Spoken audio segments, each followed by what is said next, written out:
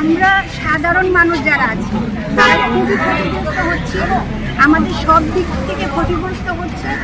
তো আমরা চাই যেটা প্রথম দিন যে আন্দোলনটা শুরু হচ্ছে সেই আন্দোলনটা কিন্তু এখন নেই, কারণ তারপরে কেন আন্দোলন, কিসের জন্য আন্দোলন চলবে? তো আমরা যারা মিডিয়া পার্সন আছি আমাদের তো ক্ষতি হচ্ছে, দিন দিন আমাদের ক্ষতি হচ্ছে যারা। আচ্ছা, আপনাদের মাধ্যমে আমি উনি আপনাকে একটা প্রশ্ন করতে চাই।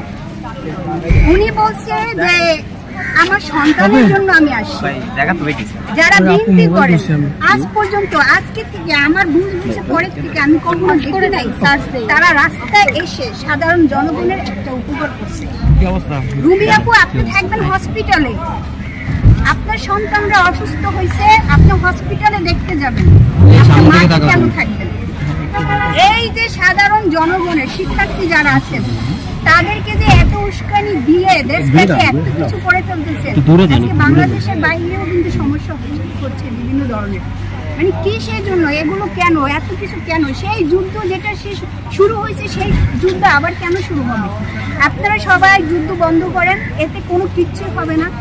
কারণ আমরা চোখে যা দেখে আসতেছি এগুলো আমাদেরকে কেউ সরাতে পারবে না, ঠিক আছে? আর আরেকটা কথা হয়েছে, আমাদেরও দাবি আছে। আমাদের দাবি কি? আমাদের প্রযোজক সমিতির নির্বাচন চাই। আমাদের প্রযোজকরা যে এত হয়রানি হচ্ছে, আমরা বিশেষ করে আমরা এই দাবিটা আমরা মাননীয় প্রধানমন্ত্রীর কাছে আমাদের এই একটি দাবি যে আপনারা আমাদের প্রযোজক সমিতির নির্বাচনটা দেন। আমাদের নির্বাচনটা যদি হয় ইনশাআল্লাহ এই দেশটা দেখবেন আপনারা কোথা থেকে কোথায় চলে যাবেন। কারণ সংস্কৃতি আমাদের যে সিনেমাগুলো হচ্ছে, আজকে যদি আমাদের প্রযোজক সমিতির নির্বাচন হতো তাহলে কিন্তু আজকে এই এত দুর্ঘটনা ঘটতো না।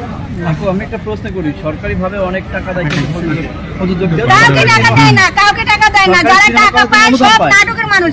আচ্ছা, আজকে আমি সবাইকে একটা প্রশ্ন করি, কালকে না পরশু দিন আপনারা দেখছেন শিল্পী সমিতির শিল্পীরা একটা করছে, মিটিং করছে। আচ্ছা, আপনাদের কাছে প্রশ্ন, সেই শিল্পীরা কেন ফার্মগেট যাবে? তারা এফডিসি কেন আসলো না? সব শিল্পী একত্র হয়ে তারা কেন যুদ্ধ করলো?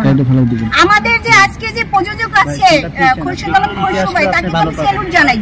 সে দেখেন আজকে আমাদের নির্বাচন নাই, তারপরে দেখেন সে কত কষ্ট করে সবাইকে এক করেছে। কিসের জন্য করেছে? এটা তো সিনেমা ছাড়তে করেছে। কিন্তু এই যে যারা হচ্ছে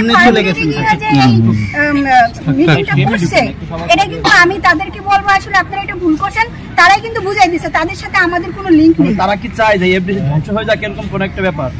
তো তারা না চাইলে তারা ফার্মগেট কেন যাবে? তারা তো এফডিসি আসবে, তাই না? এই অনুদানের ছবিগুলো যারা পাচ্ছে তারা নাটকের মানুষ পাচ্ছে, আমাদের সিনেমা ইন্ডাস্ট্রিতে কেউ কিছু পাচ্ছে না। এই যে দেখেন আর্থিকভাবে ক্ষতিগ্রস্ত হচ্ছে কারা? যারা একটা সিনেমা বানাইতেছে তারা কিন্তু সিনেমা হল থেকেও পাচ্ছে না, ইউটিউব থেকেও পাচ্ছে না, সোশ্যাল মিডিয়া থেকে কিন্তু তারা কিছু পাচ্ছে না। পাচ্ছে কারা? এই যে যারা বাইরের মানুষ তারা কিন্তু পাচ্ছে।